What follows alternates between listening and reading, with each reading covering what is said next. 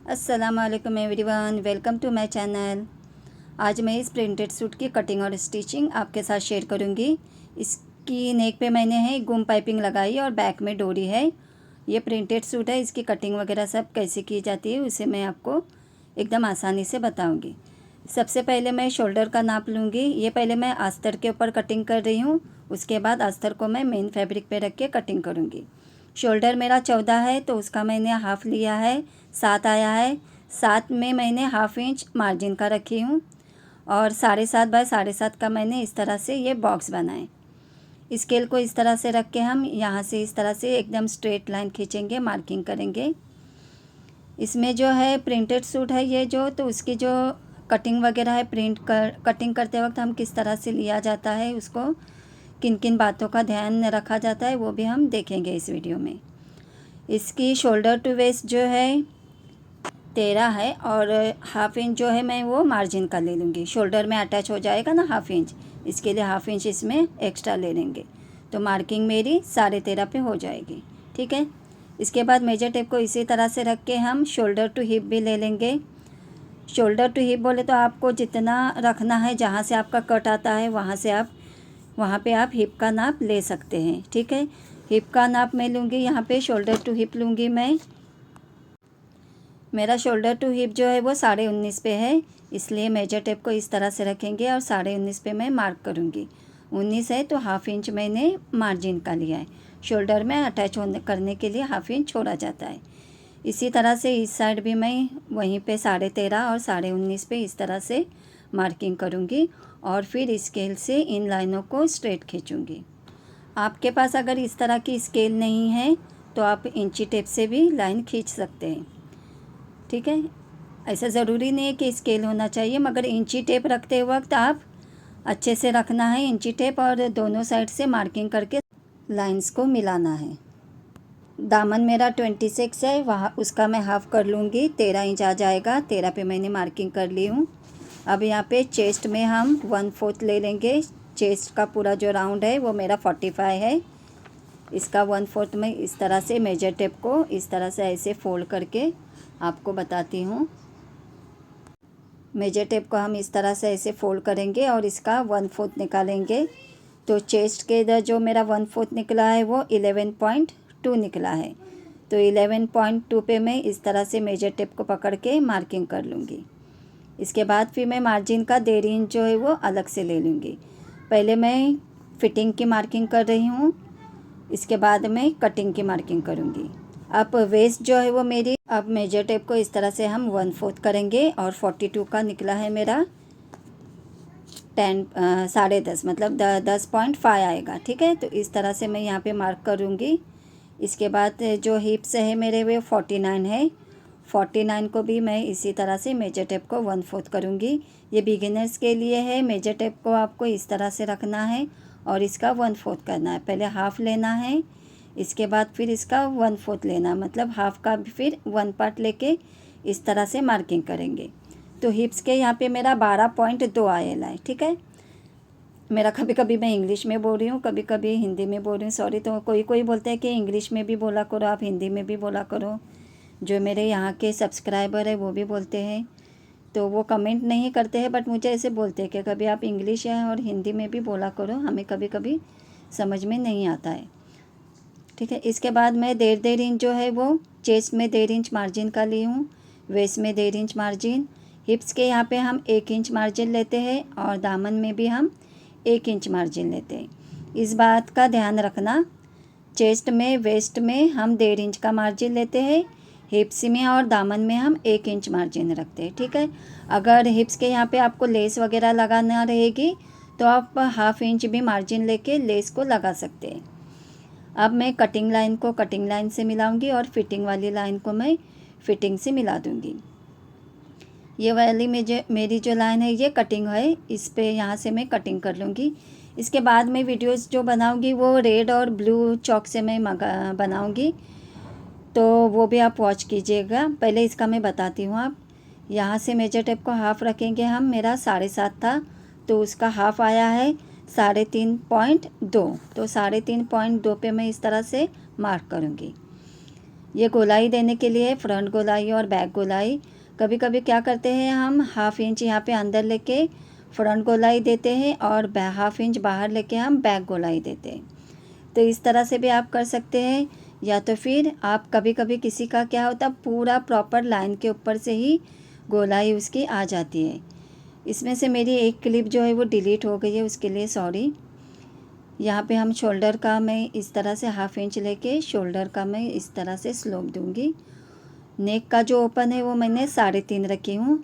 Open होने के बाद रेडी होने के बाद वो नेक जो है वो 7 का मेरा रेडी हो जाएगा। अब ये पिछली बगल गोलाई मैंने गोलाई दी हूँ और फ्रंट बगल की भी गोलाई दी हूँ। अब मैं इस तरह से यहाँ पे कटिंग करूँगी। बगल गोलाई की मार्किंग करते वक्त मेरी एक क्लिप डिलीट हो गई है, इसके लिए सॉरी। वहाँ पे फ्रंट गोलाई के लिए हम 1 इंच पे मार्किंग करेंगे कॉर्नर से, और बैक गोलाई के लिए हम 1.25 या 1.5 इंच पे भी मार्किंग कर सकते हैं अपनी साइज़ के अकॉर्डिंग, ठीक है। अब मैंने ये फ्रंट गोलाई कटिंग कर ली हूँ इस तरह से। अब इस वाले अस्तर को मैं मेन फैब्रिक पे रख के कटिंग करूँगी। तो सबसे पहले मैं मेन फैब्रिक आपको बताती हूँ। इसमें से मैं आस्तीन का जो पार्ट है वो कट कर लूँगी। ये देखिए इस तरह से मैं ये आस्तीन का पार्ट है वो कपड़ा जो है वो फैब्रिक कट कर रही हूँ।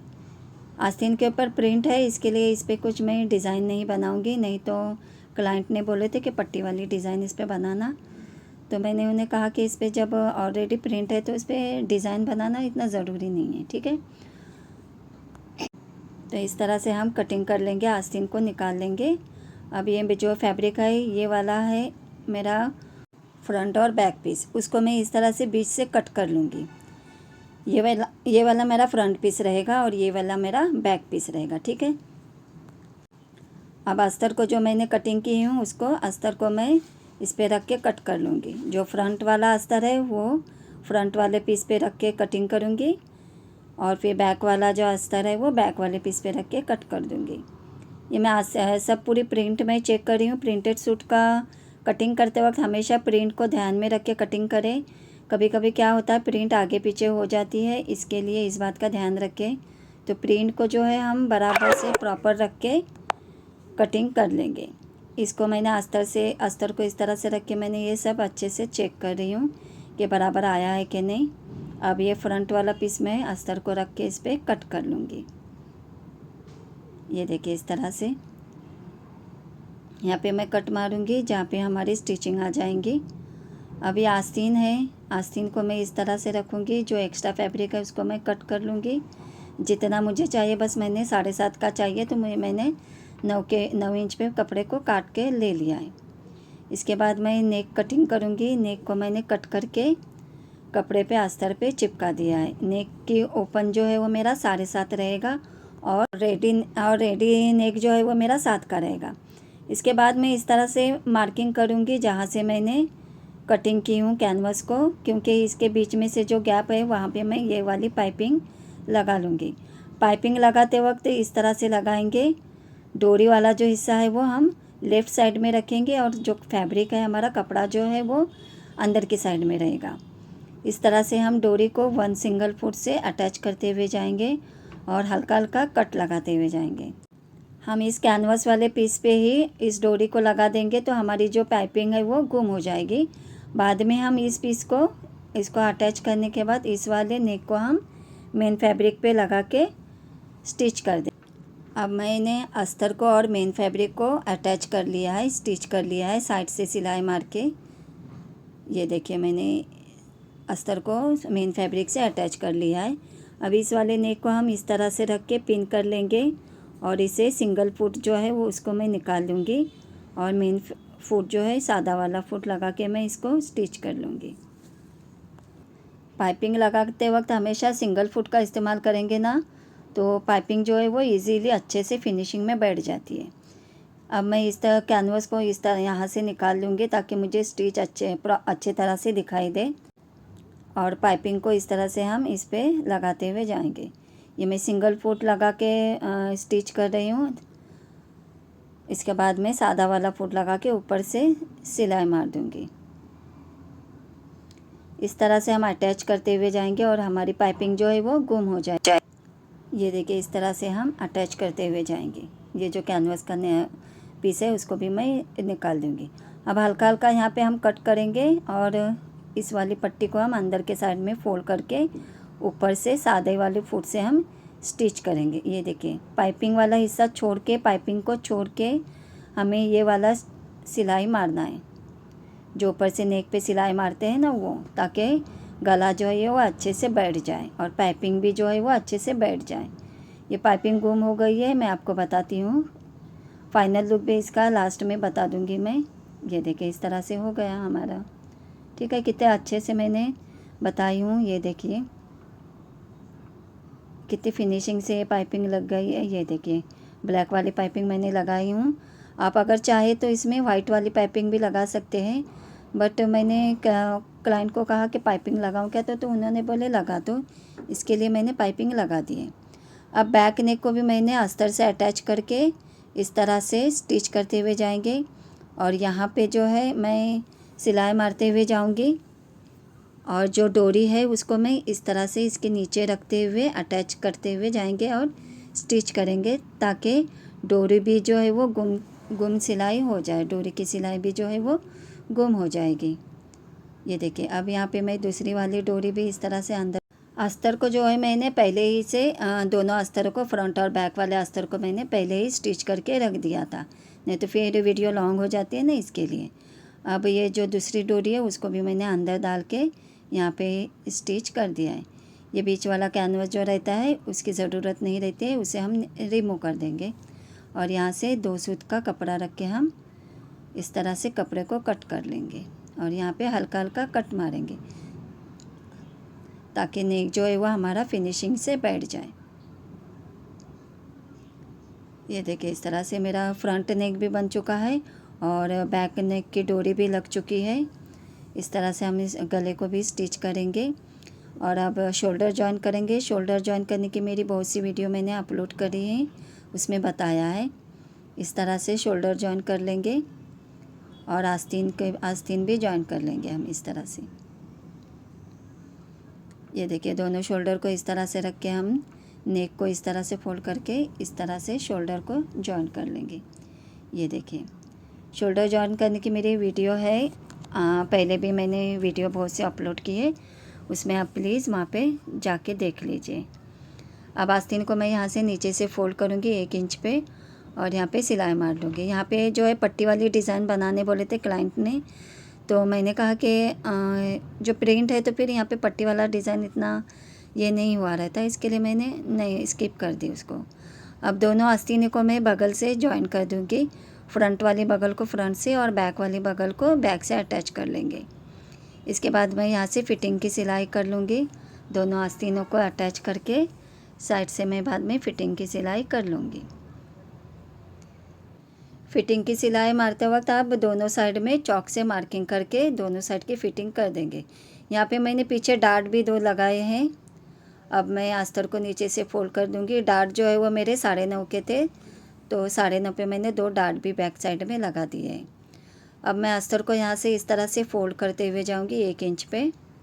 इसके बाद फिर साइड कट फोल्ड कर दूँगी।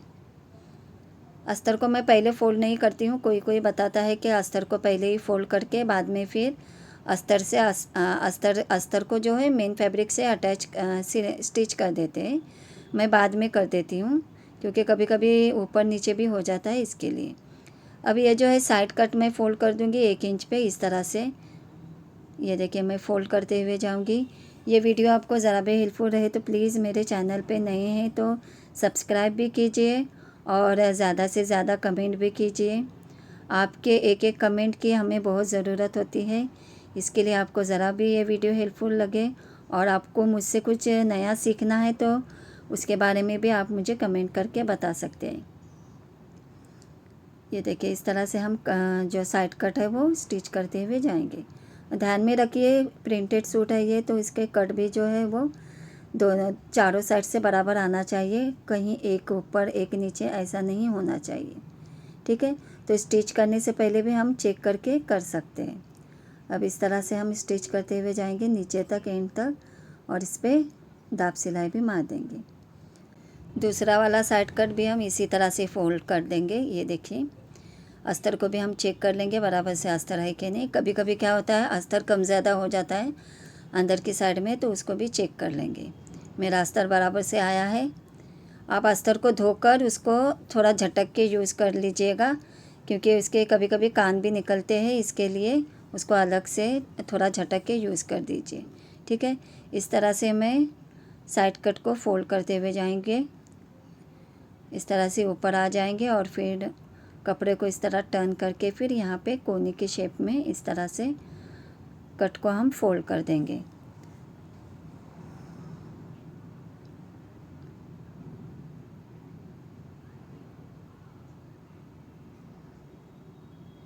ये देखिए मेरे दोनों कट फोल्ड हो चुके हैं। इसके ऊपर भी मैं दाब सिलाई मार दूँगी साइड कट पे, और जो दामन है वो उसको मैं अब फोल्ड कर दूँगी। यहाँ पे मैं दूसरी सिलाई भी, टॉप स्टिच भी इसके ऊपर साइड कट के ऊपर मार रही हूँ। ये स्टिच ज़रूरी नहीं है, कोई कोई तो ये टॉप से स्टिच जो रहती है डबल सिलाई जो साइड में कन्नी पे किनारे पे आती है, वो कोई कोई तो बुटीक में वगैरह जो कपड़े सिलते हैं वो लोग तो मारते भी नहीं हैं, बस एक साइड में एक ही फोल्ड करके एक ही सिलाई स्टिच मार देते हैं। मगर कोई कोई क्लाइंट रहते हैं कि नहीं साइड से भी आप किनारे से भी सिलाई मार के दीजिएगा, तो इसके लिए मुझे करना पड़ता है। कोई कोई अगर हेवी वर्क वाला ड्रेस रहेगा तो मैं ये दाब सिलाई जो आती है वो मैं करती ही नहीं हूँ, बस एक फोल्ड करके मैं जो फोल्ड रहता है एक सिलाई रहती है उसी पे मैं ख़त्म कर देती हूँ। ये मेरा यहाँ पे धागा भी ख़त्म हो गया, पहले मैं धागे को थोड़ा इसमें डाल देती हूँ। बस नीचे से मेरा अब दामन फोल्ड होना है, फिर मेरी ये कुर्ती रेडी हो जाएगी। आप प्लीज़ ज़्यादा से ज़्यादा कमेंट कीजिए, और मेरे लॉन्ग वीडियो और शॉर्ट वीडियो दोनों वीडियोज़ हैं। मैंने नेक के डिज़ाइंस भी बताए हैं, पैंट बॉटम के डिज़ाइंस भी बताए हैं। प्लीज़ आप वहाँ जाके मेरे चैनल पे जाके प्लीज़ सभी वीडियोस को वॉच कीजिए। अगर मेरे चैनल पे आप नए हैं तो प्लीज़ सब्सक्राइब भी कीजिए और ज़्यादा से ज़्यादा कमेंट कीजिए ताकि हमें मोटिवेशन मिले। ठीक है, अब मैं नीचे का दामन भी जो है ये थोड़ा कपड़ा तिरछा है, उसको मैं कट कर लूँगी और नीचे का दामन में फोल्ड कर लूँगी। धागे धागे निकले दिखाई दे रहे हैं ना आपको, ये देखिए इन धागों को मैं इस तरह से कट कर लूँगी।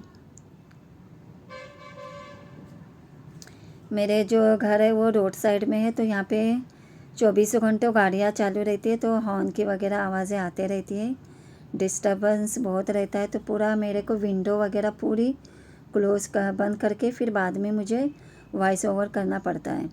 फिर भी कभी कभी जो है वो गाड़ियों के हॉर्न की आवाज़ें वगैरह उसमें आ ही जाती हैं, तो उसके लिए क्या ही करें, अब हम क्या करें, कुछ कर तो नहीं सकते। वो तो कंटिन्यू 24 घंटे चालू ही रहती है गाड़ियाँ। रात के टाइम में भी कभी कभी हम लोग को खिड़की वगैरह बंद करके सोना पड़ता है। ये देखिए इस तरह से मेरी ये कुर्ती पूरी रेडी हो चुकी है। आपको ये वीडियो कैसी लगी, हेल्पफुल रहे तो प्लीज़ लाइक शेयर और कमेंट कीजिए। ये इसकी पैंट रहेगी, पैंट पे मैंने स्लीट रखी हूँ और शो बटन लगाई हूँ।